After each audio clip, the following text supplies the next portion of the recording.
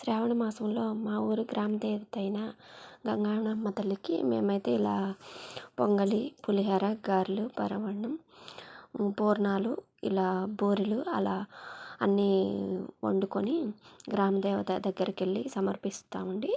ఇదైతే అమ్మవారి గ్రామ దేవత గంగాణమ్మ తల్లి. ఇక్కడ మనం డైరెక్ట్గా గర్భగుడి లోపలికి వెళ్ళొచ్చండి. మనమే అమ్మవారికి నైవేద్యం సమర్పించుకోవచ్చు. ఈ అమ్మవారు అయితే గత పూర్వకాలంలో నీటిలోనే ఉండేదట. తర్వాత గుడి అయితే కట్టారండి. ఈ విగ్రహం అయితే పూర్వకాలంలో దొంగలు అమ్మవారి నగలు అవి తీసుకెళ్ళడానికి దొంగతనం చేసి ఇలా రాయినైతే 2 ముక్కలుగా కట్ చేశారట.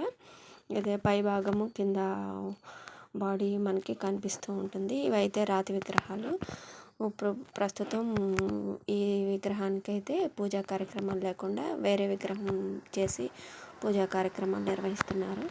అక్కడ గుడిలో మనం అమ్మవారికి సమర్పించిన తర్వాత ఇంట్లో కూడా మనం ఇలాగే ఇంట్లో విగ్రహం ఉండదు కదా, మనం ఇలా అయితే ఒక జమ్మి కొమ్మను పెట్టుకొని అదే గంగాణమ్మ తల్లిగా భావించి దానికి పసుపు కుంకుమ అలంకరణ చేసి పూలు వేపాకు అంతా అలంకరణ చేసి మన శక్తి కొలది మనం తయారు చేసుకున్న పిండి వంటలు అమ్మవారికి చీర సారె అన్నీ సమర్పించి ఇంట్లో మనం ఇలా నైవేద్యం పెట్టి మా ఊర్లో అందరూ ఇలా శ్రావణ మాసంలో అమ్మవారికి నైవేద్యం పెట్టి అమ్మవారిని మన కోరికలు నెరవేర్చి మనం ఎల్లవేళలా సుఖ సంతోషాలతో ఉండాలని మనస్ఫూర్తిగా కోరుకుంటారండి.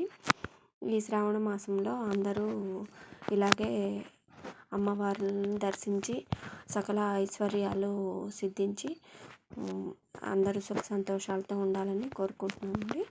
ఇదైతే మా ఇంట్లో ఇలా చేసుకున్నాము మేము. ఇది జమ్మి కొమ్మ ఎప్పుడు ఇలాగే ఉంటుందండి. ఇంట్లో ఎవరింట్లో అయినా ఇలాగే పదిలంగా ఉంటుంది.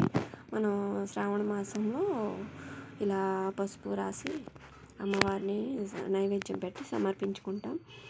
ఈ వీడియో మీకు నచ్చినట్లయితే లైక్ చేయండి.